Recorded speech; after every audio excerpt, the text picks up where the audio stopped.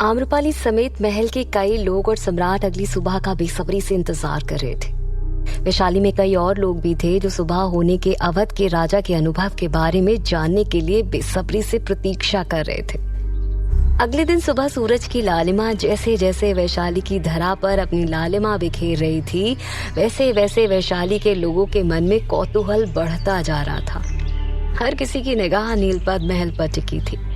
हर कोई ये जानना चाहता था कि कल रात आम्रपाली और अवध के राजा के बीच क्या क्या हुआ था। जहाँ एक तरफ महाराज चिंतित थे कि पता नहीं आम्रपाली ने राजा का साथ दिया भी होगा या नहीं, तो वहीं सुमेर सोच रहे थे कि श्रीमालू का राज कहीं खुल ना गया हो। उधर आम्रपाली के कक्ष का द्वार खुला और अवध के राजा द्वार से बाहर निकले। तभी उन्होंने एक बार फिर से कक्ष में पलट कर देखा तो अंदर से आम्रपाली उन्हें देखकर मुस्कुरा रही थी। दरअसल सुबह सुबह श्रीमालू आम्रपाली को अपनी जगह देकर उन्हें कक्ष में भेजकर खुद गुप्त द्वार से पीछे से निकल गई थी। जब राजा गहरी नींद में सो रहे थे, उन्हें तो यही लग रहा था कि उन्होंने आम्रपाली के साथ रात बिताई है। और दिन की शुरुआत भी उनके चेहरे के दीदार से ही हुई। राजा के मुख पर दुनिया जहान की सारी खुशियां नजर आ रही थी। ऐसा लग रहा था कि वो सदियों से चल रही किसी जंग पर विजय हासिल करके आ रहे हो। राजा बहुत ही आत्मविश्वास के साथ कक्ष से बाहर निकले। उन्हें देखकर उनके सैनिक तुरंत दौड़कर उनके पास आ गए। सेनापति ने उनका अभिवादन किया तो उन्होंने प्रसन्न होकर अपने गले से मोतियों का हार उतार कर उसे दे दिया और प्रसन्नता के साथ राजमहल की ओर जाने लगे। राजा जिधर जिधर से गुजर रहे थे, सभी उन्हें प्रश्न के भाव से देख रहे थे। सब उनसे कुछ जानना चाह रहे थे और कुछ ऐसे भी थे जो आज उनके भाग्य से जल रहे थे। राजा राज दरबार के बाहर पहुंच गए। दरबानों ने झट से द्वार के दोनों पट खोल दिए। जैसे ही उन्होंने राज्यसभा में प्रवेश किया, सभी की आंखें उन्हीं पर टिक गईं। राजा को सामने से आते देख महाराज उत्साहित होकर अपने सिंहासन से उतरे और उनकी तरफ बढ़ते हुए कहते हैं, सुप्रभात रक्षपाल जी। ये कहकर उन्होंने रक्षपाल जी को गले से लगा लिया और अपने सिंहासन के पास लाकर आसन पर बैठा दिया। माई महारानी भी राजा रक्षपाल के चेहरे को पढ़ने की कोशिश कर रही थी। वो मन में कहती हैं, लग तो नहीं रहा कि कोई गड़बड़ हुई होगी। वहीं महाराज बाकी सभी लोगों की तरह रात का किस्सा जानने के लिए बेचैन थे। उन्होंने राजा की तरफ देखते हुए कहा, रक्षपाल जी, कैसी गुजरी वैशाली में आपकी रात? तो रक्षपाल ने एक नजर दरबार में बैठे सभी लोगों पर डाली और फिर कहा, बहुत अच्छी गुजरी, किंतु एक समस्या हो गई। ये सुनते ही महाराज अचंभित हो गए। महारानी और सुमेर के चेहरे पर भी चिंता के भाव आ गए। महाराज ने चिंतित होकर पूछा, कैसी समस्या रक्षपाल जी? तो राजा ने कहा, बस हम पूरी रात सो नहीं पाए। ये कहकर वो जोर जोर से हंसने लगे। रक्षपाल आगे कहते हैं, महाराज, हमने अपने पूरे जीवन काल में इतने सुख की अनुभूति कभी नहीं की। ऐसा प्रतीत हो रहा था कि मानो हमारा भाग्य कामदेव के भाग्य के जैसे उदय हो गया हो। हमारे समक्ष साक्षात देवी रति खड़ी हो। संसार की सारी सुंदरता खुद में समाये जो स्त्री आपके आलिंगन में हो, तो जरा सोचे कि आप जैसा भाग्य वाला पुरुष इस धरा पर भला कौन हो सकता है। उस पर भी यदि वो काम कला में सर्वश्रेष्ठ हो तो जरा सोचिए, महाराज, वो पुरुष खुद को इंद्रदेव से कम समझेगा क्या? उसका एक एक अंग प्रत्यंग ऐसा था जैसे कि किसी गुलाबी मखमल की चादर से उसकी त्वचा बनाई गई हो। ऐसे कहते कहते राजा ने आम्रपाली की सुंदरता और उनके साथ बिताए हुए वक्त के अनुभवों का एक लंबा चौड़ा अद्भुत विवरण दिया, जिस कारण वहां मौजूद सभी लोगों को आम्रपाली स्वर्ग की किसी अप्सरा की तरह नजर आने लगी थी। ये सब सुनकर राज दरबार में उपस्थित सभी दरबारियों, दरबानों और दासों की धड़कनें बढ़ गई। सभी को राजा के भाग्य से ईर्ष्या होने लगी थी। महारानी मन में कहती हैं कि तो कमाल हो गया, कहाँ अभी तक नाना किए जा रही थी और जब दायित्व निभाने की बारी आई तो राजा को पागल ही कर दिया। वाह आम्रपाली, मानना पड़ेगा। तो वहीं सुमेर मन में मुस्कुराते हुए कहते हैं, श्रीमालू, आप पर गर्व है हमें। आपने बचा लिया हमें और हमारे राजकोष को। यहाँ राजा जितनी तारीफों के पुल बांध रहे हैं, उसकी हकदार तो सिर्फ आप हैं श्रीमालू। वहीं महाराज प्रसन्न होकर मन में कहते हैं, शुक्र है सब अच्छे से निपट गया, अब हम चिंता मुक्त हो गए। महाराज रक्षपाल जी से कहते हैं, रक्षपाल जी, अब आप आराम कीजिए और कल की आपकी नींद खराब करवाने के लिए हम आपसे क्षमा चाहेंगे। ये कहकर महाराज मुस्कुराए और फिर राजा रक्षपाल के साथ साथ दरबार में मौजूद सभी जोर जोर से हंसने लगे। रक्षपाल जी आसन से उठकर बोलते हैं, चलिए माफ किया, अब हम विश्राम करने जा रहे हैं, शाम को आपसे मिलकर बात करेंगे। ये कहकर वो अपने कक्ष की ओर चले गए।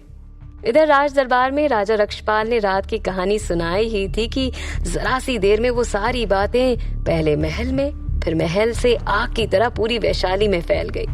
वैशाली में इस वक्त कोई कामकाज की बात नहीं कर रहा था। किसी को भी आज व्यापार में नफा नुकसान से कोई मतलब नहीं था।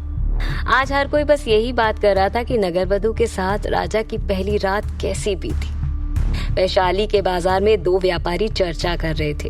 तो एक व्यक्ति ने कहा, राजा कह रहे थे कि उन्होंने कल रात जो अनुभव किया वैसा उन्होंने आज तक कभी नहीं किया। तो दूसरे व्यक्ति ने कहा, हम खुश नसीब हैं कि वो वैशाली में है, अन्यथा हमें ये सब कहाँ नसीब होता। मैं तो अपनी बारी की बेसब्री से प्रतीक्षा कर रहा हूँ। वहीं गली में थोड़ा सा आगे बढ़कर एक नुक्कड़ पर कुछ युवा आपस में बात कर रहे थे। एक व्यक्ति ने कहा, सुना है कि नगरवधु की त्वचा गुलाबी मखमल के जैसी है। तो दूसरे व्यक्ति ने कहा, हाँ भाई, किंतु हमारे भाग्य में कहाँ है, भाग्य हो तो राजा के जैसा, वरना ना ही हो। तो तीसरे पुरुष ने कहा, अरे इतनी ईर्ष्या ना करो राजा के भाग्य से, हो सकता है कि राजा पूरी रात सिर्फ त्वचा देखकर ही वापस आ गए हो। ये सुनकर तीनों युवा जोर से हंसने लगे। वहीं वैशाली की एक बस्ती में दो अधेड़ उम्र के लोग बातें कर रहे थे। काम कला में भी निपुण हैं आम्रपाली, उनसे भेंट करने की हमारी बारी कब आएगी मित्र, अब रहा नहीं जा रहा। तो दूसरे व्यक्ति ने कहा, उस दिन सुभद्रा को पत्थर मारते हुए कितने समीप से देखा था मैंने आम्रपाली को, स्वर्ग की अप्सरा जैसी दिखती है। मुझे तो सोच सोच कर उत्तेजना हो जाती है कि इतनी सुंदर स्त्री से हमें मिलने का मौका मिलेगा। वहीं घर के द्वार पर खड़ी दो स्त्रियां बातें कर रही थी। पहली स्त्री ने कहा, बुरा हो इस आम्रपाली का, जिधर देखो उधर सिर्फ और सिर्फ उसी की चर्चा हो रही है। तो दूसरी स्त्री ने कहा, सही कहा बहन, अब हमारे पति दिन भर उस आम्रपाली के ख्याल में ही रहेंगे तो हमारे पास क्या ही आएंगे, हमें तो घास भी नहीं डालेंगे। कल रात के किस्से वैशाली में हर किसी की जबान पर थे, लेकिन इसी तरह ये खबर उड़ते उड़ते सम्राट तक भी पहुंच गई। जब सम्राट तक ये खबर पहुंची तो वो अपना आपा खो बैठे। उनका मन नहीं मान रहा था कि आम्रपाली ने कोई विरोध नहीं किया होगा। उन्हें ये भी एक अफवाह का हिस्सा लग रही थी। उन्होंने कहा, आम्रपाली कैसे मान गई नगरवधु का दायित्व निभाने के लिए। सम्राट के सिर पर क्रोध इस कदर सवार था कि उन्हें कुछ समझ ही नहीं आ रहा था। वो कठोर स्वर में अंतेनाग से कहते हैं, अंतेनाग बस बहुत हुआ, अब हमें इस संसार की कोई शक्ति नहीं रोक सकती आम्रपाली को इस नर्क से निकालने के लिए। ये कहकर वो तेजी से आंगन में दौड़ते हुए घोड़े पर उछलकर सवार हो गए और अपनी तलवार हाथ में थामकर हवा की रफ्तार से महल की तरफ दौड़ पड़े। उधर सम्राट को जाते हुए जब अंतेनाग ने देखा तो वो जोर जोर से कहता है, सम्राट, इस बार हम भी आपके साथ हैं। ये कहकर वो भी बिजली की रफ्तार से दौड़कर घोड़े पर सवार होकर सम्राट के पीछे पीछे अपना घोड़ा दौड़ाने लगा। दोनों घोड़े जोर जोर से हिनहिनाते हुए महल की तरफ दौड़े जा रहे थे। सम्राट की आंखों में असीम दृढ़ता दिखाई दे रही थी। एक तरफ सम्राट और अंतेनाग क्रोधित होकर आम्रपाली को आजाद कराने के लिए पूरे जोश के साथ महल की तरफ बढ़ रहे थे, तो वहीं दूसरी तरफ आम्रपाली श्रीमालू का धन्यवाद कर रही थी। श्रीमालू ने आम्रपाली के कक्ष में प्रवेश किया। उसने देखा कि आम्रपाली आसन पर बैठकर किसी गंभीर सोच में डूबी हुई है। तो वहीं द्वार पर हलचल सुनकर आम्रपाली ने मुड़कर देखा तो सामने कुसुम खड़ी थी। आम्रपाली जल्दी से उठी और दौड़कर उसने कुसुम को गले से लगा लिया। कुछ देर तक कक्ष में बिल्कुल शांति थी। ना आम्रपाली ने कुछ बोला, ना ही श्रीमालू ने। श्रीमालू ने कहा, अपने शत्रु को गले लगाने वाला इंसान पहली बार देखा है हमने। आज तो ये खुलकर मुझसे गले लग रही है, कल को इसका यही गला इसके धड़ से अलग पड़ा होगा। ये सोचकर श्रीमालू मुस्कुरा रही थी।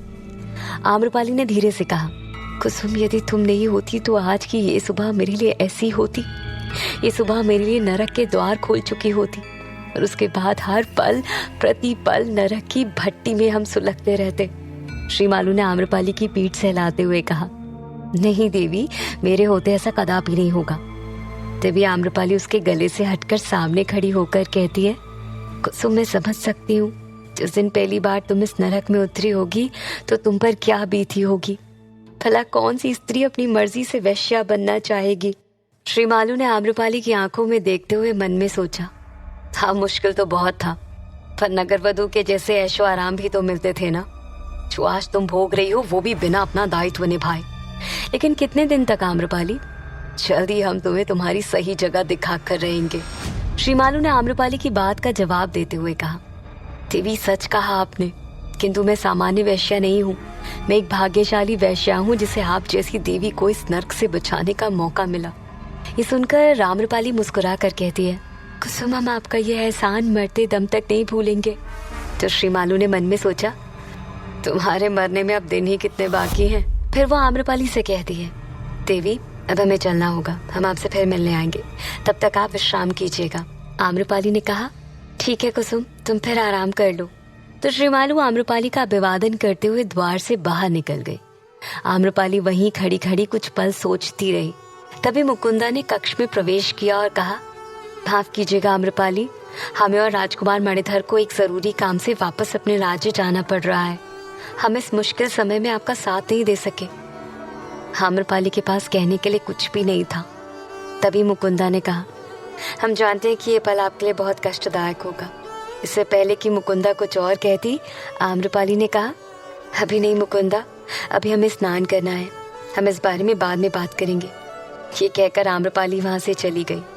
मुकुंदा आम्रपाली के मन की हालत समझकर चुप हो गई। फिर मुकुंदा भी कक्ष से बाहर निकलते हुए मन में सोच रही थी, चलो सोम का हाल देखते हैं। वहीं आम्रपाली ने संदूक से अपने वस्त्र निकाले और सरोवर की तरफ जाने लगी। सरोवर के रास्ते में जितने भी दास और सैनिक थे वो आज सब आम्रपाली को घूर रहे थे।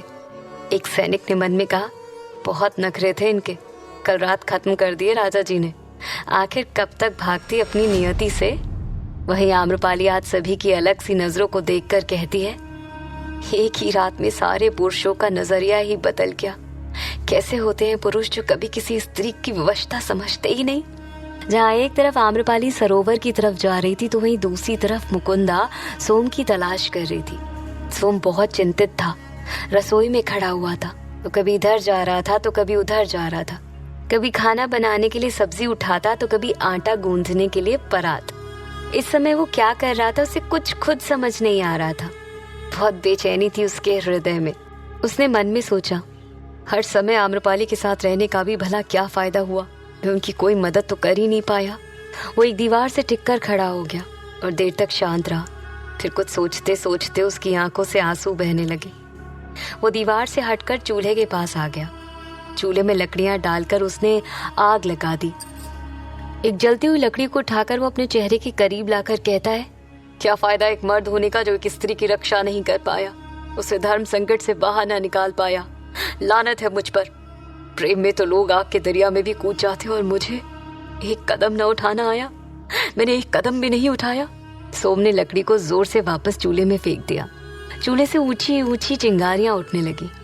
वो फिर वापस दीवार पर आकर टिक गया और सोचने लगा, भले कुसुम ने आम्रपाली की जगह राजा के साथ रात बिताई थी, किंतु सारी दुनिया तो यही समझती है कि आम्रपाली ने रात बिताई थी।